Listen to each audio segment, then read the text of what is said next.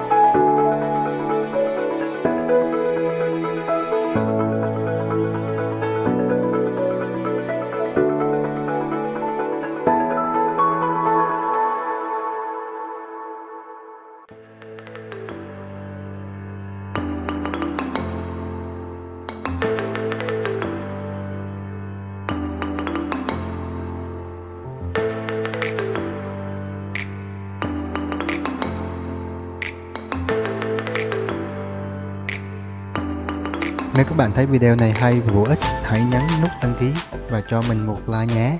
Bye bye.